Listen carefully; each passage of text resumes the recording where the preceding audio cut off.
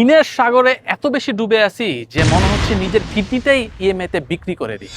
চিন্তার কোনো কারণ নাই। আপনার সিচুয়েশন যদি এরকম হয়ে থাকে তাহলে আজকে আমরা ঋণ পরিশোধ করার দুইটা জনপ্রিয় পদ্ধতি শিখব। প্রথম পদ্ধতিটা হচ্ছে ডেট স্নোবল।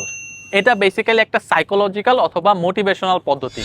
এখানে আপনি আপনার ঋণের সবগুলো তালিকাভুক্ত করবেন এবং আপনার ঋণটা যেটা সবচেয়ে কম, যেটা সুদের হার সবচেয়ে কম, ওই ঋণটা সবার আগে শোধ করবেন। এরপরে পরবর্তী ঋণটা শোধ করবেন।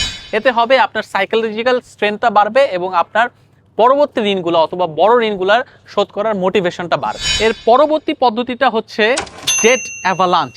ম্যাথমেটিক্যালি এটা সবচেয়ে উপকারী একটা পদ্ধতি। এখানে আপনি যেটা করবেন, আপনার ঋণগুলো আপনি তালিকাভুক্ত করবে এবং তালিকার মধ্যে আপনার যে ঋণটা সবচেয়ে বেশি, যে ঋণের সুদের মানটা সবচেয়ে বেশি, ওই ঋণটা সবার আগে আপনি শোধ করবেন এবং বাকি ঋণগুলা মিনিমাম ডিউ অথবা ন্যূনতম কিস্তি পরিশোধ করবেন। এবং ইন দ্য লং রান আপনাকে কিন্তু এই পদ্ধতিটা ব্যবহার করলে সুদের পরিমাণ কম দিতে হচ্ছে।